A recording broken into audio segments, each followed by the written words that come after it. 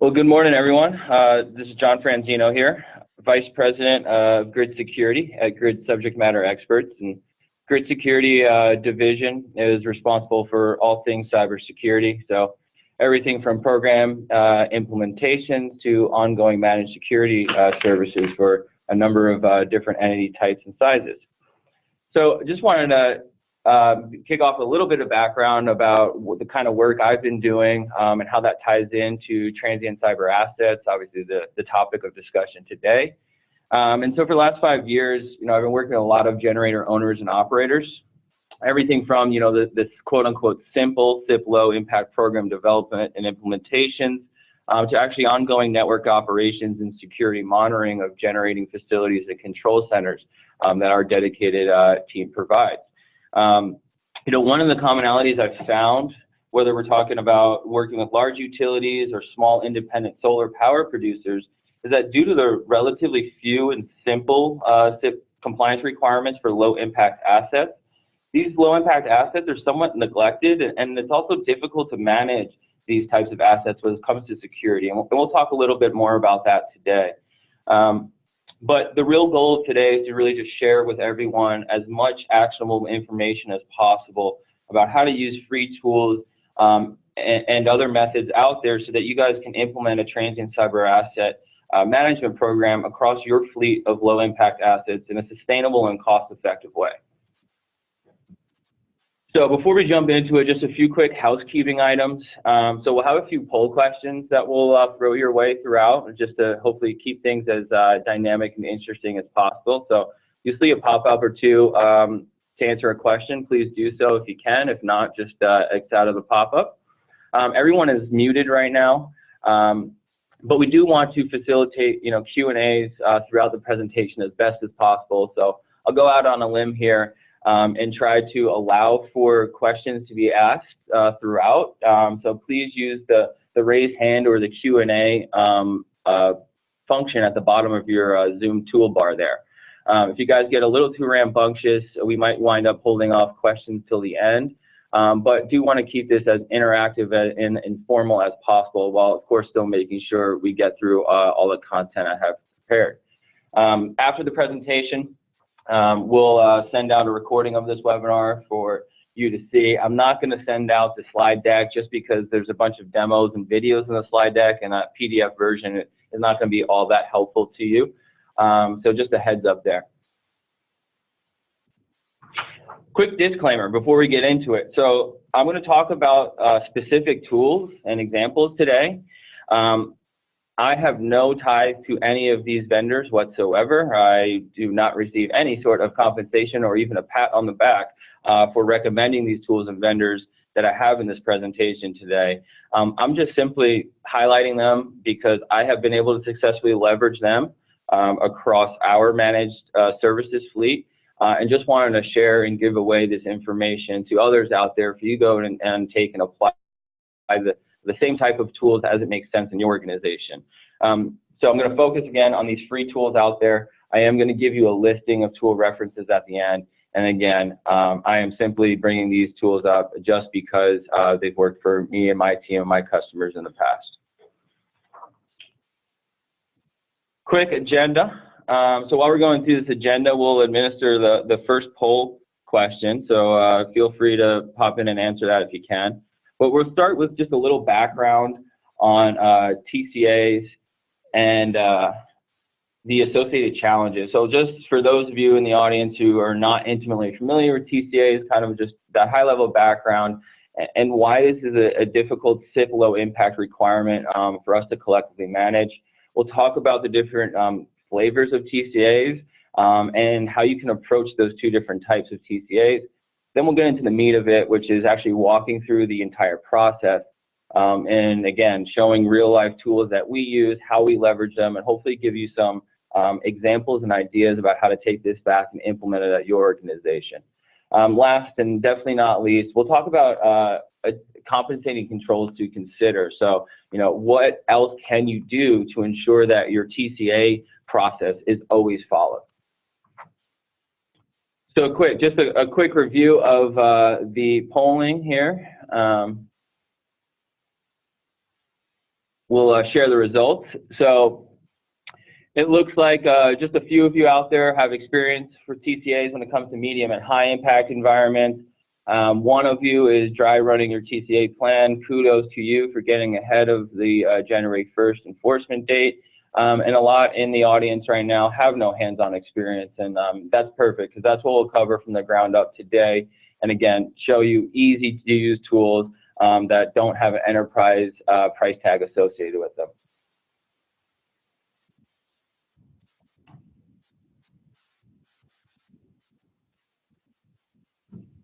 All right, so starting with what is a TCA. So this is our definition from our favorite glossary of terms, the NERC glossary of terms. And so essentially a transient cyber asset is any programmable electronic device, capable of interacting with other electronic programmable devices. And that is connected to your BES cyber system for less than 30 days. So, two main points there. It's programmable electronic. It can either transmit or execute code. And it's not permanently connected to your BES cyber system, hence the transient component. So, think laptops, iPads, or any of these other electronic devices that your field team may use to either perform diagnostic services, troubleshooting, or anything else in the field. So, vulnerability management laptops are a good example for some of these low impact assets. Going in once in a while and using a laptop to do a vulnerability scan. That's a perfect example of a transient cyber asset. Another common one in the solar industry, laptop that is used to connect to the inverters to do diagnostic maintenance on that. So hopefully, the definition, of course, it's a NERC definition, so it is a little convoluted when you read it for the first time, but hopefully that helps to clear up any confusion about what actually is a TCA and what is not. So going to the standard real quick, we'll just kind of fly by this. Most teams have some experience with TCAs, but in Section 5 of SIP 3-7, which becomes enforceable January 1st of 2020, there are two distinct sub-requirements as it relates to TCAs. The first being TCAs that are managed by the responsible entity, also known as the registered entity. And then the second being, a transient cyber asset that is managed by any other third party, vendor, manufacturer, or anyone like that. So a quick thing to note is that in both cases, the requirements dictate host-based security controls for the transient cyber asset in question. The only true difference between the, the responsible entity managed device and the third party managed device, that the responsible entity is required to just review or verify the presence of security controls in place for those third party devices, whereas for their own devices, you're actually required to maintain those controls or implement those controls. Another thing to note, just general standard terms here, or formatting, I should say, is that whenever bullet points are used in a standard, the requirement is not to do all of those things, but to do at least one or more of them. And the standard in this case clearly dictates that, but just want to highlight that it's not required, you implement every single one of these bullet points. It's one or more of those. And so, the moral of the story is that as with all the low impact requirements, discretion and flexibility is left up to the registered entity. So as always, ensure that what your policy and plan says you do actually matches what you are truly doing in the field. Because at the end of the day, that's all the auditors can really hold you accountable to. So, this is the flexibility and discretion is great, but it also can be a double-edged sword. So, make sure that what you're putting in your policies and plans are going to be, truly reflective and sustainable in terms of how you're maintaining and implementing the plan in the field. Last, but certainly not least, is as a lot of you know who work with SIP low impact requirements a lot, there's a few head scratchers contained within those requirements. For example, you're not required to have a cyber asset inventory explicitly, although all of our favorite regional entities have been saying they will ask for one. But you have to know, you have to protect both electronically and physically those cyber assets that comprise your BS cyber system. And another head scratcher is, you're required to have an incident response plan to respond to potential incidents. but you're not required to implement actually any, security log monitoring or anything of, intrusion protection or defense systems, detection systems, or anything like that. So it's kind of this catch-22.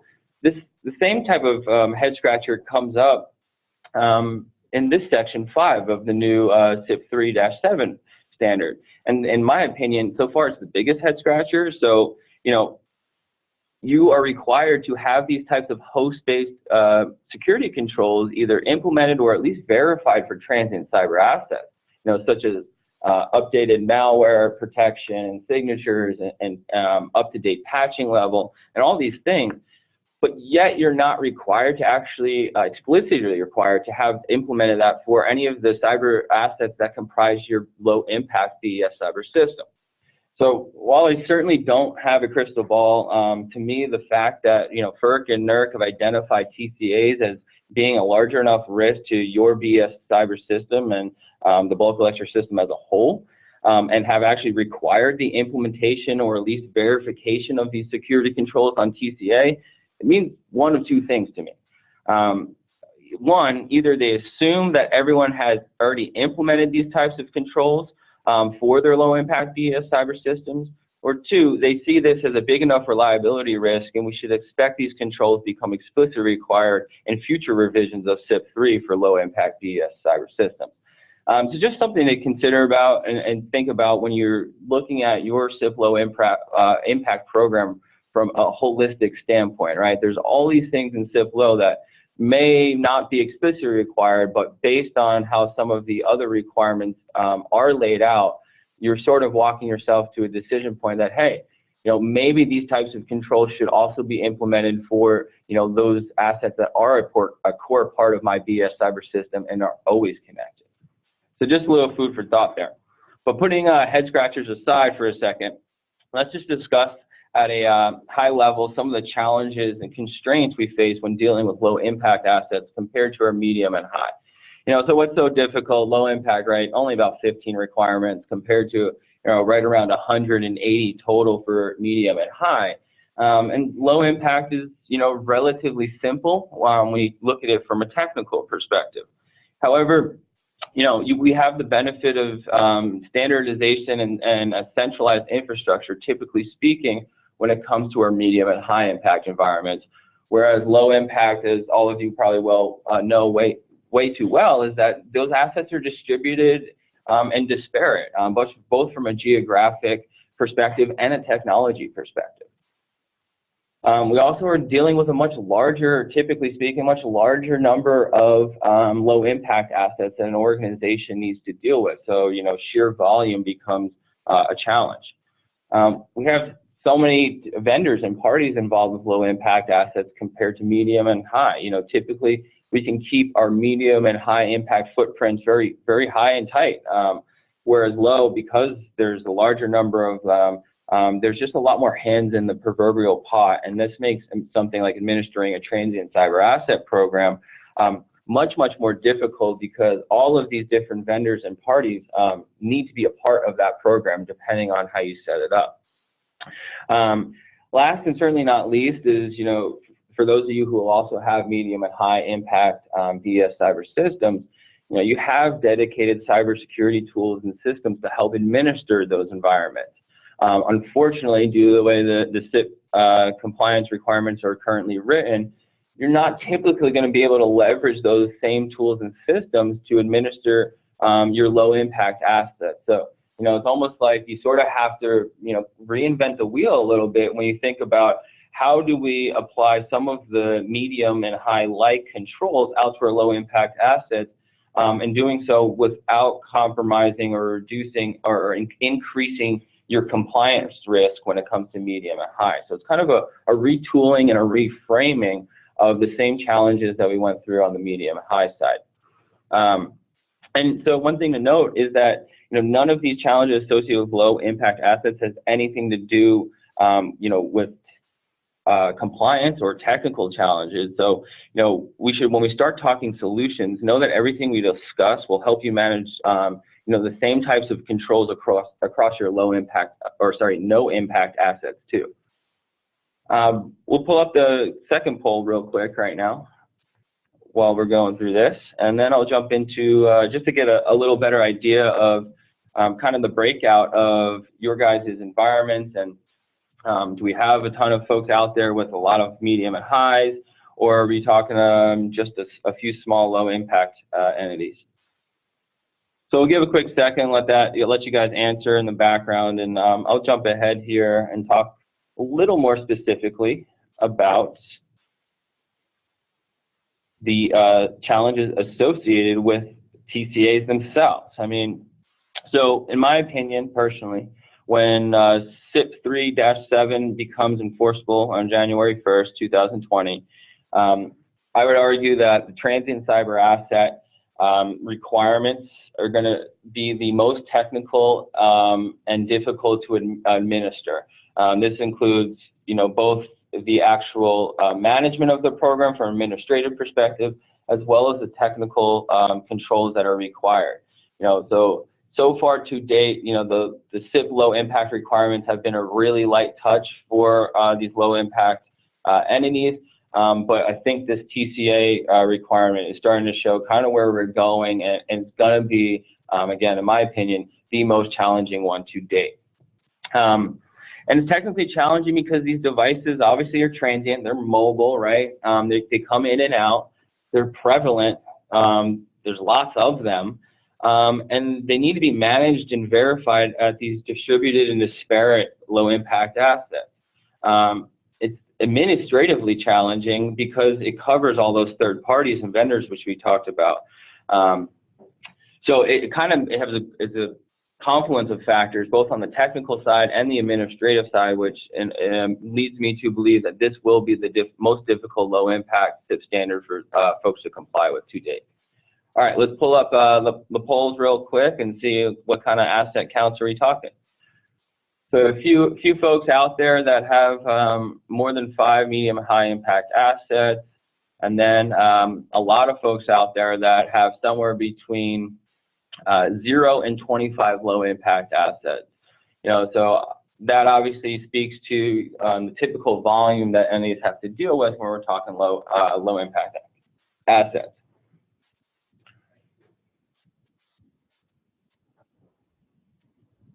All right, so let's talk about the two main flavors of transient cyber assets and the 2 associated approaches. So as we saw in the standard requirement, you need to be able to address both TCAs managed by your organization and TCAs managed by third-party vendors. Subsequently, there's also 2 main approaches when it comes to managing TCAs. Either maintaining a gold image for your approved TCA devices that your organization manages, or doing device-by-device verifications to accommodate and vet those third-party TCAs. So if you can simply not allow TCAs managed by third parties and utilize devices only that your organization manages, from a security perspective, this is ideal. Also, utilizing the gold image approach is preferred from a security perspective, but it does introduce some technical challenges and requires you have the appropriate management tools and network capabilities in place. You must be able to have your TCAs connect to a managed network to receive those continual patch updates and antivirus signature updates. And with a large number of distributed assets, this is definitely easier said than done in most cases. Also tying back to the point I made earlier that some of those enterprise level tools you may have to maintain a gold image are probably used in your medium and high impact environments, and depending on how all of that is architected, you may not have the luxury to be able to use that down at your low impact assets. So you may need to find another way to maintain a gold image. So besides these technical challenges, in my experience so far, entities typically need to allow for third-party managed devices. Those pesky vendors who have proprietary software that they can only run on their laptop is usually the end-all sticking point that requires our customers to allow for those third-party managed devices. And then, layer on top of those technical challenges associated with maintaining a gold image across a large amount of disparate assets. And that leads us to, the device verification approach. And so from a device verification standpoint and the technical perspective, it's much more conducive to a large number of distributed assets. And for all of those reasons, it's why we found that implementing third-party TCA verification policy and plan is the best approach for the majority of our managed security service clients. And as such, that's what we'll be diving into the specifics on how to implement for the rest of this webinar. So just wanted to highlight, though, that there are two flavors and two approaches for TCAs, but for the rest of this presentation, we're going to focus on how to perform device-level verifications for those third-party managed TCAs. Real quick, we'll pull up the last poll here and just get a quick tally of what kind of approaches you guys are either already using or think you will need to use in the future.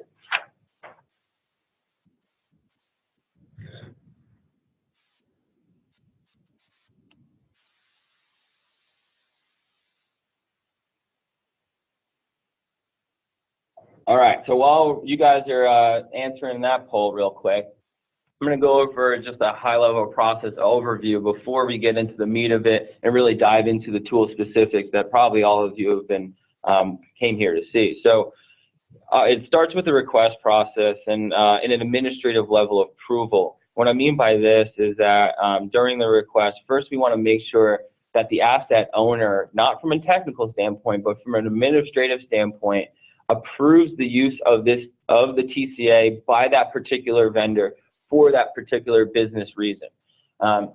Once that everyone agrees that is a valid reason to request the usage of a TCA, that's when we enter the technical verification process. And how do we go and remotely vet this device and then make a risk-based decision as to whether or not to allow that device to connect to our VS cyber system as a transient cyber asset. Last, of course, is just the process around making sure we're gathering evidence that this entire process was entered and was completed, and making sure that you guys have an audit-ready evidence package to support that when the time comes. All right, real quick, we'll share the results here of the previous poll. And so it looks like a good amount of you are going to need to allow for third-party managed devices, and this is in line with what we typically see. And it looks good. So most are going with the device verification approach, but a few with a hybrid approach.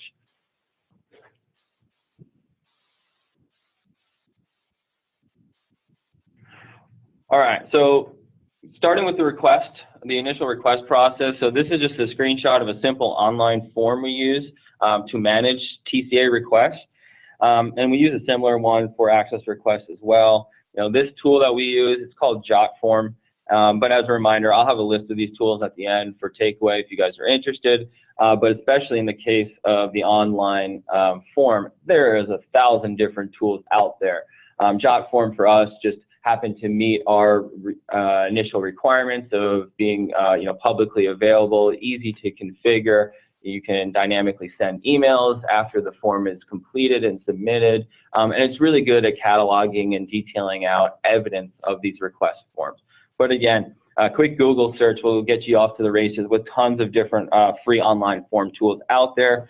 For those of you that use Office 365, Microsoft just kind of revamped Microsoft Flow, which is a great workflow tool within Office 365. And as part of that, you can also do public-facing request forms that can help manage this, getting this data up front, and then also the workflow behind it that you need to walk through. So again, this is just one tool. The important part is that we have a way for third parties to publicly access a form that they can input data to, and that we get all the data we need up front to kick off this process.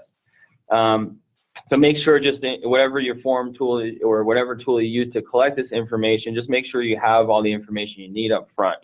Everything from the administrative stuff like contact information and name to the technical bits about what device or subnet or will this TCA actually need to connect to, and things like when the TCA will be used, and those types of important information. So for us, we have our online form set up to go directly to our ticketing system, but if you don't have a ticketing system, don't worry. This process obviously can be managed completely via email. So after all, our online job form is just configured to send the completed forms to, tickets@gridsme.com mailbox, and then our ticketing system is configured to automatically create tickets from that mailbox. But of course, you can just as easily configure the online form to send to any shared mailboxes, and then just maintain your evidence there. So once we get a new request come in and that's vetted, our analysts vet that request with the owner just to make sure, again, at an administrative level, this is a valid and justified request. And once that happens, then we securely provide the download link to the verification agent, which don't worry, we'll get to in detail here in just a second. But we securely provide that to the requester. We do this, so on the right-hand screenshot, you can see what it looks like to encrypt an entire email and require the recipient to utilize two-factor authentication in order to open that email. This is sort of tangential to the whole TCA process, but in my experience, everyone struggles with good ways to securely transmit information. All too often, very sensitive information is just sent in the clear over email. And so I wanted to just really highlight this powerful and easy to use encryption tool that we use called Send Safely. It's great because unlike PGP and other email encryption methods, it does not require the end user to set anything up, nor does it require your IT team to manage encryption keys or anything like that. So it's a really light touch, easy way to provide an additional layer of security on your email without the overhead associated with typical email encryption methods. Of course, for some of you astute cybersecurity experts in the audience, it's not perfect. It uses SMS as its second factor, which we all know is becoming, less and less secure. However, it is, leaps and bounds better than sending a clear text email. And that balance of functionality and security is why we think it's a good tool for use cases like this. So this just is what it looks like for the recipient of the Send Safely email. So you're required to verify your email address, verify the two-factor code you received, and then at that point, if all checks out accordingly, I'm now able to open that encrypted message and view the context of that message. So in this case then, I would receive this message, I'd be instructed to download this agent and then follow up accordingly. So here we will get into what it actually looks like when we download and run and configure this agent that's going to perform this remote check for us. So this is now the heart of the TCA verification process. We use a tool called SWAT Meta Access. Not many have heard of SWAT. They historically been working behind the scenes as an OEM for other vendors such as Palo Alto, or they're typically found in the defense and nuclear industries as they're one of the largest providers of portable media kiosk checks. So, before you bring a USB drive into a nuclear facility, running all sorts of scans and checks on the device via kiosk. So that's sort of their bread and butter. Obviously, we're not covering the removable media requirements today, but depending on your needs in that front, OpSWAT also has some potential solutions for you there. Those tools are, I haven't gotten any quotes myself, but I'm sure those kiosks are not cheap. However, this tool that we're focusing on today, Meta Access, is actually free for up to 25 concurrent devices. And so not only does it provide great functionality, but it obviously comes at a great price point for obviously, and especially for the smaller entities out there. So what we'll do here is I'll show you just what it looks like to actually go and add a device. So that's the same download link that was sent in the email. And so they would get to this page coming up right here. They can install, the requester can install a run once agent, which is nice because again, we're not managing these devices. So, we don't necessarily want, a permanently installed agent running on this device that your organization doesn't have authority to manage. So it's nice because it can provide a little peace of mind to the end user or TCA requester that this agent just runs once, checks their device in, will get us the information we need, but we're not asking them to permanently install something.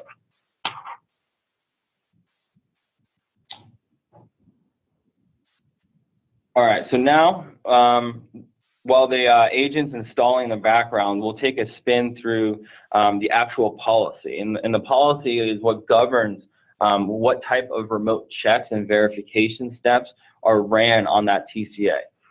So we have lots of flexibility here. I'll walk you through some of that right now.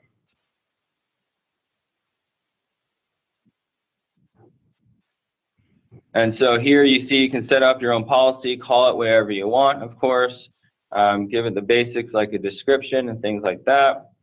And then you can see this is what setting the policy looks like. So there's a few key things here that I want to just walk you through.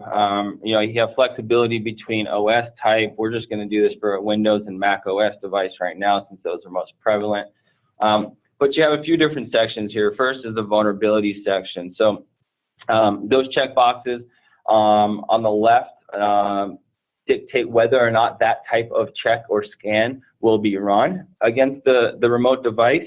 And then on the right-hand side, under the critical section, that flag is used to determine whether or not a particular check is going to, if you fail a particular check, if your device is then considered quote-unquote non-compliant by OpSWAT. So if something, like for example, we want to know if there's any common vulnerability scores associated with the device, but anything less than 7, we're not considering critical. We're just looking to get that information back. We're not going to flag it as non-compliant. If it comes back with that score, we want to know still. Whereas anything greater than or equal to a 7 CVE, we're going to flag as critical, and that would result in the device being non-compliant. We'll come back to some of this in a second, in a little more detail. But here you can see that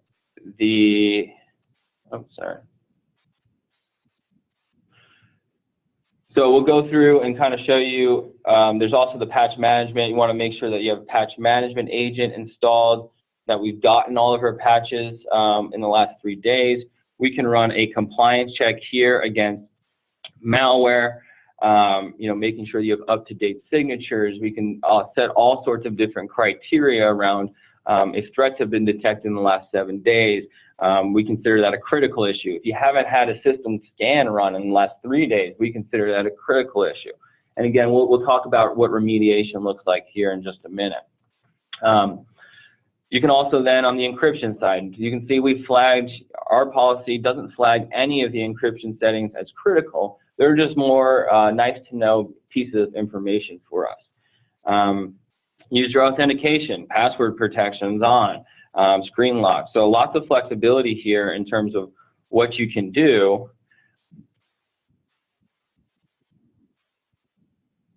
So it gives us good flexibility. We'll go through the infection. And so this is basically configuring OpSWAT to check malware signatures against other known engines. And here is cool because you can actually see that we have flagged, this is the application section, and you can flag, for example, like we've done, any remote control software installed, we want to flag that and be notified of that. You know, think TeamViewer and other remote access solutions that are typically synonymous with insecure remote access solutions. So that's something that we've decided we want to know about and flag it, and then we can make a risk-based decision as to whether or not, you know, if TeamViewer is installed on a laptop, do we want that laptop to connect to our systems? Last but not least, this is arguably, for some of you in the audience, probably the most secure, sorry about that, the most secure part of the entire process, or sorry, the most powerful part of the entire process, which is being able to run custom scripts. So if any of what you need is not included in the default out-of-the-box functionality with OpSWAT, you can actually run custom scripts if you're choosing on the remote device. Now, that is a very powerful tool and solution, but of course, with great power comes great responsibility. So just like this is a powerful tool in the hands of a security analyst, this could also be a very powerful tool in the wrong hands. And so that's why, you know, going back to us sending the download link in an encrypted email, we choose to do that just because, you know, the OpSWAT portal, you know, could provide some, you know, write access to remote devices that have checked in, and thus this needs to be, you know, secure just like any other critical asset. One thing to note at this point in the juncture is that OpSWAT Meta Access, at least the free version or the default version, I should say, is a cloud-hosted, you know, software as a solution. So that's something for all of you to take in consideration as you're going through your risk assessments to make an informed decision as to whether or not you are comfortable with a tool like this being cloud-based. You know, from our standpoint, it's more about, you know, cloud does not equal insecure just inherently. It's always about how do you implement and manage your system. So as long as, you know, we are doing, you know, principle of least privilege, role-based access to who can access our OpSWAT portal, locking down that admin access, enforcing two-factor authentication to log into this portal, you know, by introducing those compensating controls, mixing in the flexibility and the benefits that OpSWAT provide us by being a cloud-hosted solution, that these remote devices can check in from anywhere with internet connection. You know, we've made an informed decision that we are comfortable with that risk that the cloud presents. But obviously, you know, everyone has a different risk tolerance and a different approach. So that's something that you definitely want to consider before going and implementing this tool at a large scale. So after we show you kind of this custom script section, we're going to define device status. And what this is really setting is sort of that compliant, non-compliant flag I set. This is just OpSWAT compliant. Again, because you guys in low impact world, we have complete flexibility over what we want to do for our plan.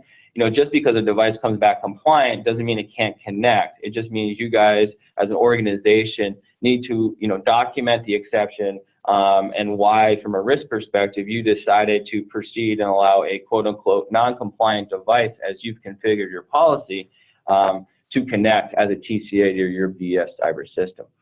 There's some other cool things here you can do. You can enforce portable media security. We're, you know, pretty powerful tools here. We're trying, just because we manage third-party devices that we do not own or are responsible for, we were trying to not actually enact or do anything on these remote devices. So any of these, we're running more of just an active scan, get us information back, but we're not going to let OpSWAT make any changes on that remote device.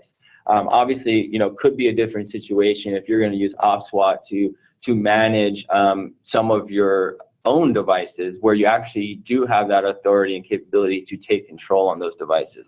But just another thing to note and be cautious of when you're talking about using OpSWAT for devices that you do not own. I would recommend being careful about making any remote changes on those devices. And then last but not least, over here, you can just see, we'll skip over to an overview. So a quick overview, and if it wasn't apparent already, these are the bullet point requirements you must do one or more of. OpSWAT, you know, out of the box functionality, not even really considering the custom scripts, but especially if you leverage the custom script capability, you can easily meet all of your CIP 3-7 requirements with this tool. Again, I'm sure there's other tools out there. This just happens to be the one that we found. Actually met the guys at GridSecon, real good group, and are really looking to help improve the security of the bulk electric system, kind of break out of just doing this for the nuclear industry, but migrating more to the electric industry as a whole. So for those reasons and all of the technical capabilities we spoke about earlier, OpSWAT, and not to mention that it's free for up to 25 concurrent devices, for us, it was sort of a no-brainer tool, but certainly interested in hearing from anyone in the audience if they've been able to successfully leverage other tools that are similar to OpSWAT. Always, you know, as we all know, there's tool overload these days, so always interested in checking out and vetting other tools, because we are continuously evaluating our tool set and always making improvements and tweaks, just because the industry is moving at such a fast rate. One tool that was, you know, the industry leader 2 years ago, you know, is quickly superseded by a new offering out there. So always recommend to be continually evaluating your tool set. All right, so real quick, this is what the OTW Dashboard looks like. You can see in this case, we have no devices checked in just yet. If you did, they would appear there. And then when you go to the device section here, you can actually see in the bottom here, we have OPSWAT actively running its first scan, and now my device checks in here. So this is where your listing of devices would appear. This is where all devices in there is what would be considered part of that 25 concurrent free license. So something to think about too there as you manage that. So now that the scan has finished, we'll pop into and actually review what came back for this device. So at first glance here, you can see a few, sorry, moving too quick there, you can see a few high-level things about the device. You know, are there any known issues, and issues being what we defined in that policy as a quote-unquote critical issue earlier. Have there been threats detected on this device?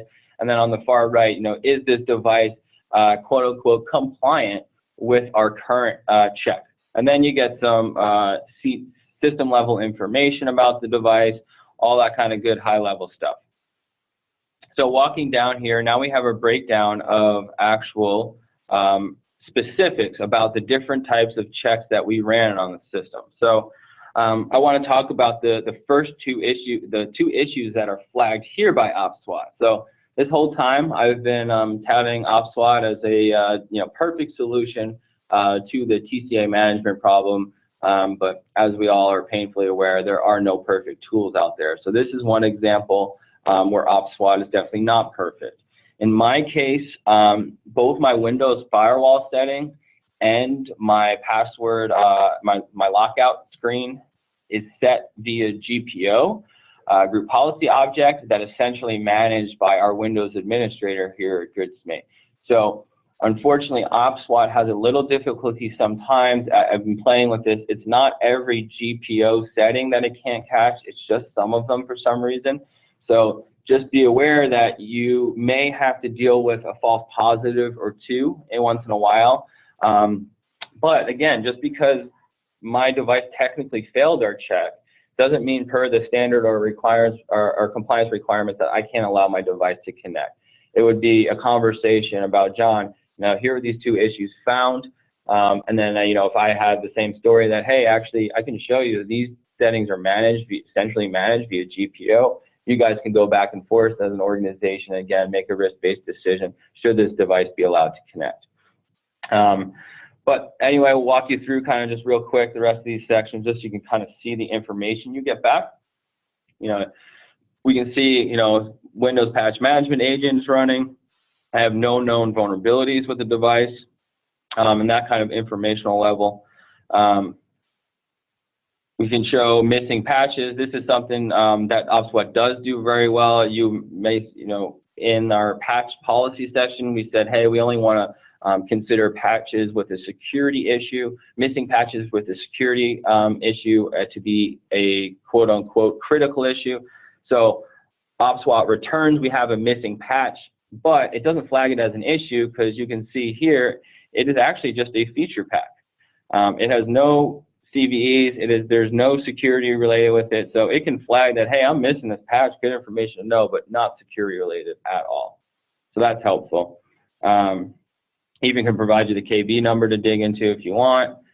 Compliance checks, infections, unwanted apps. And then other. This is kind of interesting too. It can actually show you and return the types of applications running on a remote computer. So that's super helpful. And then the last but not least, the custom section.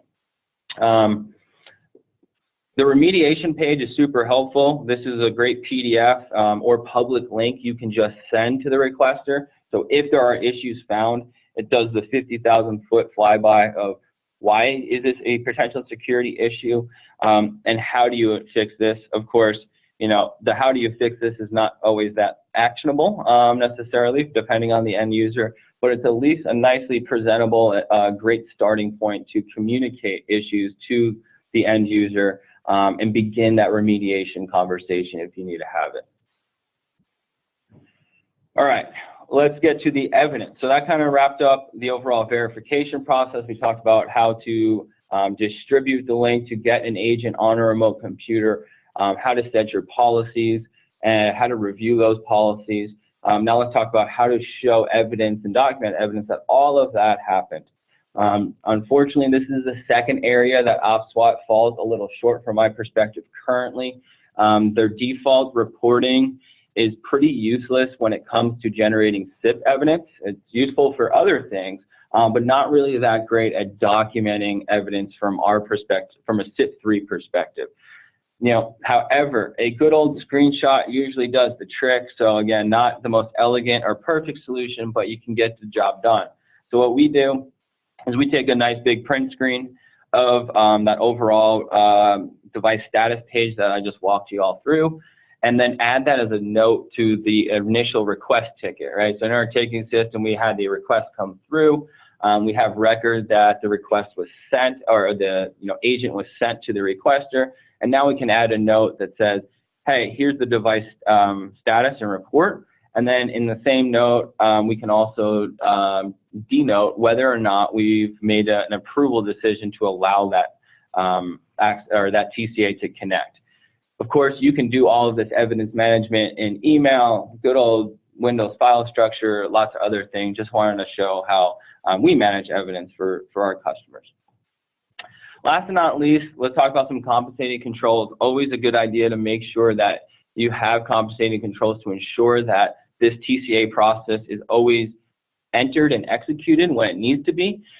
So, in terms of preventative controls, obviously, as we all know, dealing with the SIP standards, very good idea to always shut down unused ports.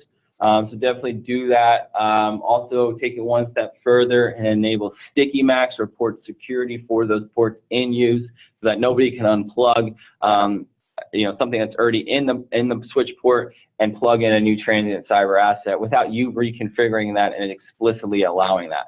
So that's the first kind of preventative control to make sure that you're reducing the risk of somebody connecting a TCA without following the TCA process. On the compensating or on the detective control front, what we do is set up log monitoring and ensure that we get alerts whenever a new host or a device connects to the network. And so we do this via our SIM, which is Splunk.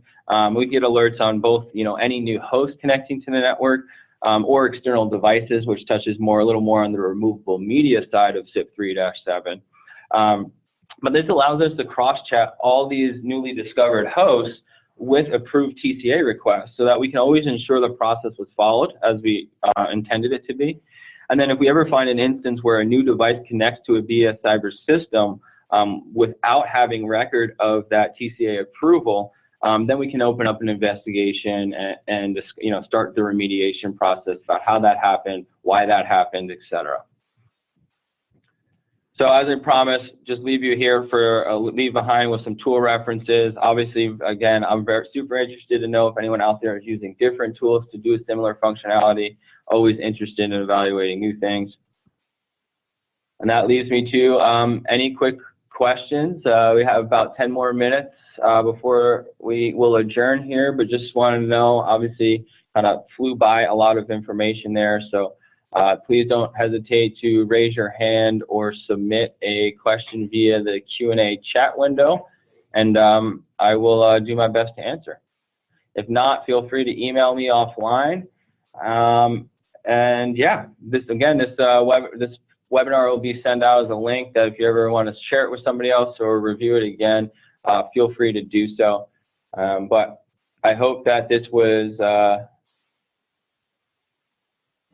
so Chris asking if we'll get the slide deck. Yeah, I mentioned in the beginning, I won't leave you the slide deck per se, just because a lot of it are videos that won't come out in PDF well, obviously, but you will have a link to this webinar, and I certainly can send you just the PDF of the tools page so you have that handy for reference as well.